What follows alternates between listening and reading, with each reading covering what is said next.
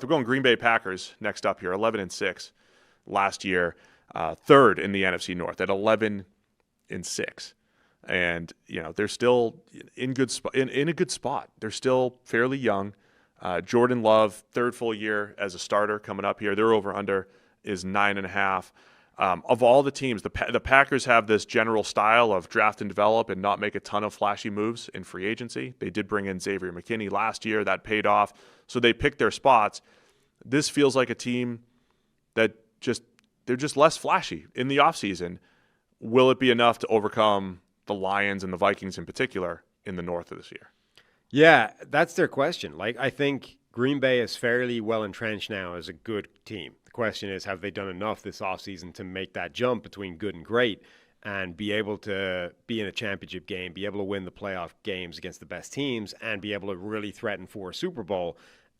It's probably too simple to break it down this way, but I think it's directionally sound last year. Every time they ran into a real contender, they lost, right? That's basically the way their season broke down last year. They beat all the other teams, and then when they ran into a legitimate contender, Detroit, Minnesota, Philadelphia, they lost the game. And some of those were really close, but I think that was kind of directionally sound in terms of what they were last year. They were good. They weren't able to be great.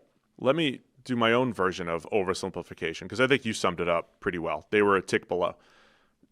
Turned back the clock a couple years ago, and we said, man, this Packers team is so young. They've loaded up on draft picks and intriguing young players. And if Jordan Love is good, man, this 2024, 2025, this is what we said a couple years ago.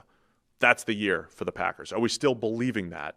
Are they still young and set up to make this run? I don't know that they are, but here's the one X factor is the guy that our boss, Mike Tannenbaum, predicted to be MVP this year. When you're looking at this deep NFC North, I don't think the Packers have the best roster. I think they're third, maybe fourth. Roster-wise, they might be worse than the Bears. On paper, roster-wise, hear me out. But they've got the quarterback that they can carry them more than anyone else in the division, between Jared Goff, between J.J. McCarthy, between Caleb Williams. If Jordan Love plays at that high-end elite level that he did for about a stretch of 10 to 12 games in 2023, that's my oversimplification. When that stretch of play from Jordan Love, his feel in the pocket, his ability to throw off platform, on platform, in structure, outside of structure, big time throws on third and longs, some of those plays he made against Dallas in the playoff game. If Jordan Love plays at that level, Packers could be the best team in the division. If he's just pretty good, I thought last year he was okay, injured early in the season, missed a couple games, came back. I don't think there was anything special about Jordan Love last year. We saw way more special in his first year as a starter. 17 big-time throws, 17 turnover-worthy plays last year. In 2023, he had 37 big-time throws. If we have another, and that's including the playoffs, if there's another 35 to 40 big-time throw season from Jordan Love and he's playing special football, they have a chance. If not, I think they have a chance to finish last in the North. Yeah, where Jordan Love settles in, I think, is a big variable for this team.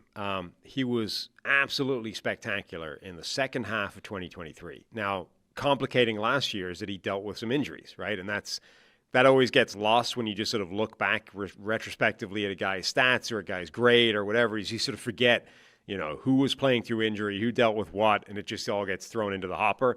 So, Jordan Love was hurt last year for a lot of last year. So does that represent where he's going to be, or is that, 75% of what he can be?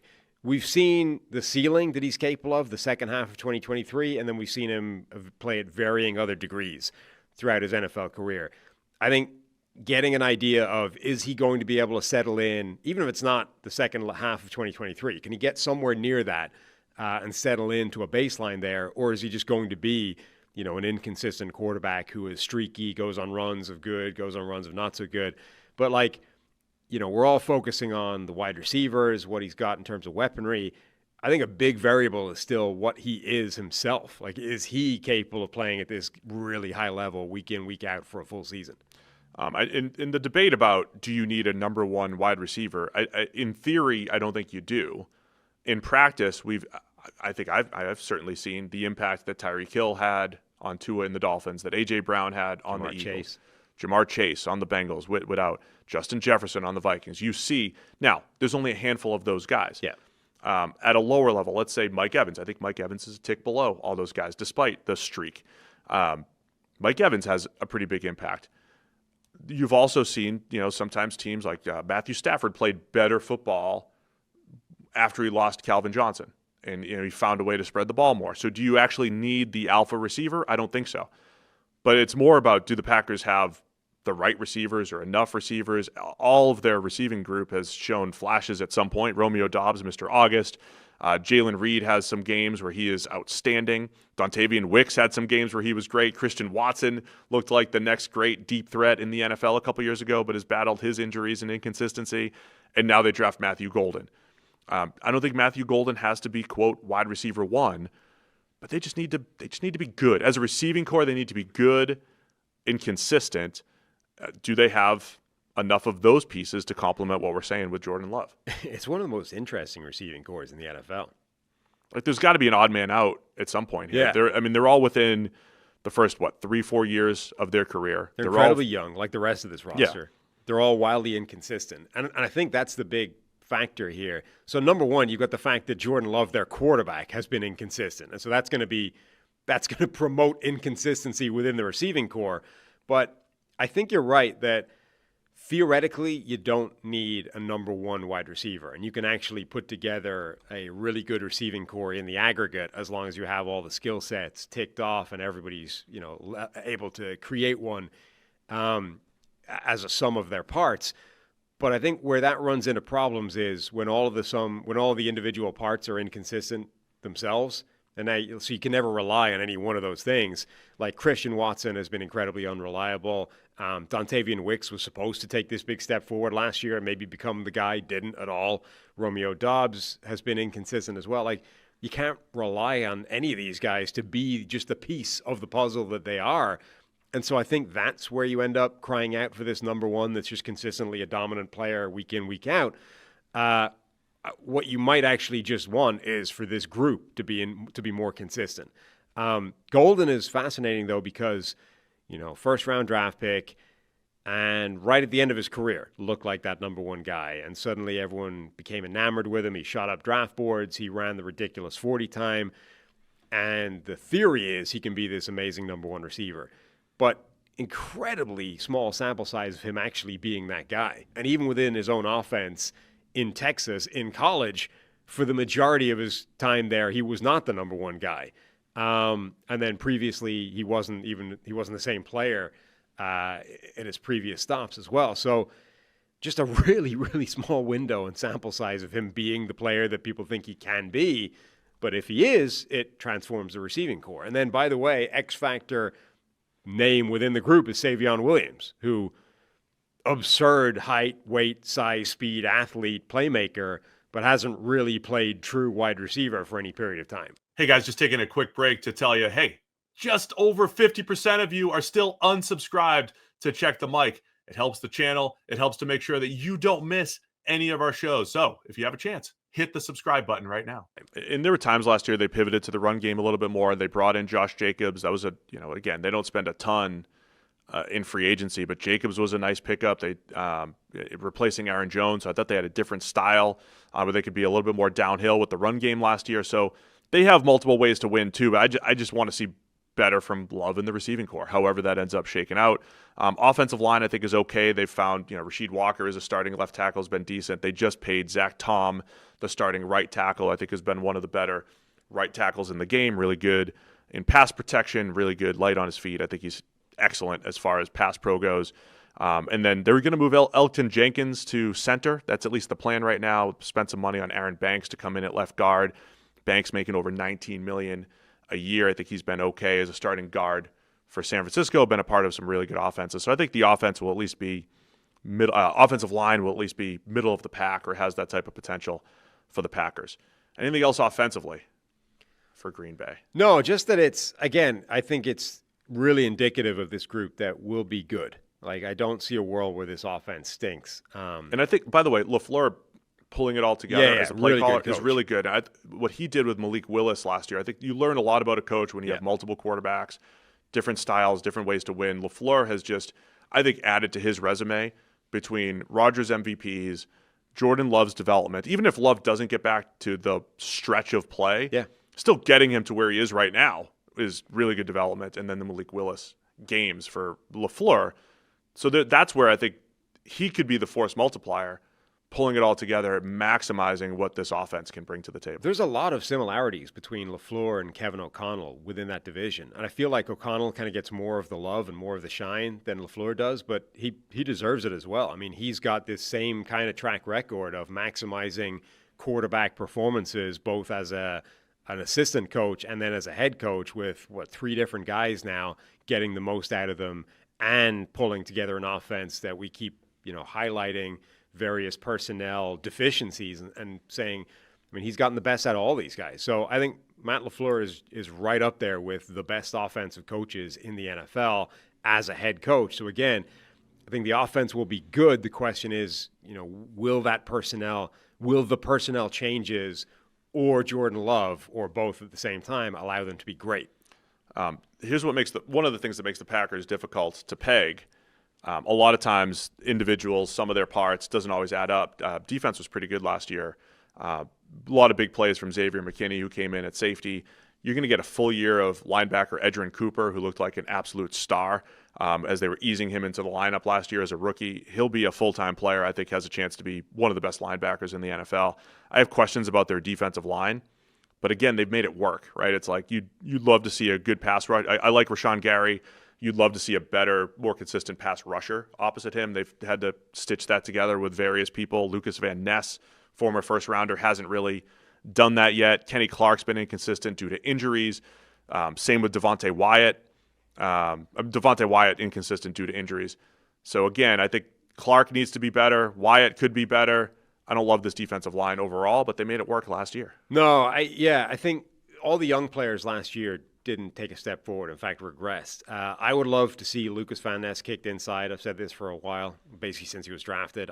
I don't think he's bringing anything really as an edge rusher. I would love to see him given some snaps inside, particularly when, Carl Brooks took a step backwards year 2. Devontae Wyatt has been inconsistent anyway. Kenny Clark isn't the force that he used to be. There are snaps inside that are there for a guy to actually be given an opportunity and see if he could do something inside where he's not thriving outside. They drafted some interesting players that may be able to stick and make some noise for a similar reason, right? The opportunity is there for someone to step up, whether it's Colin Oliver.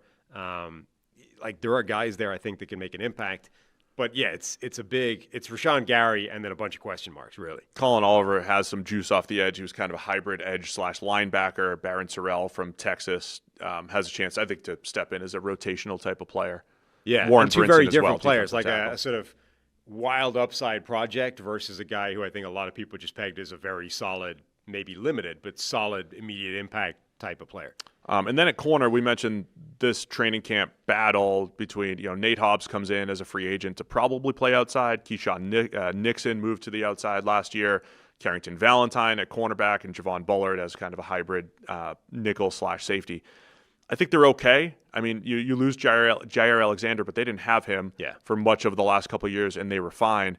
It's another one of those Packers-ish, Packers-esque, we'll say, position groups that's, I don't think, flashy, but, Valentine's become a pretty nice player as a 7th rounder, and they've made it work, even though it doesn't look like one of the best units on paper. Yeah, I mean, I'm really interested to see how this group plays because, I've been banging this drum all offseason. All of these guys look better in the slot than they do out wide, but 2 of them are going to have to play out wide. Whether, if Nate Hobbs and Keyshawn Nixon are seen as their top 2 corners, those guys are going to be playing outside most of the time, particularly if somebody like Javon Bullard is then covering the slot. Maybe Hobbs, maybe Nixon moves back into the slot when they go to nickel or dime, but maybe they keep Bullard there the whole time. Either way, you're getting that's like 1,500 snaps, let's say, minimum, out of 2 guys that you think are probably better playing inside.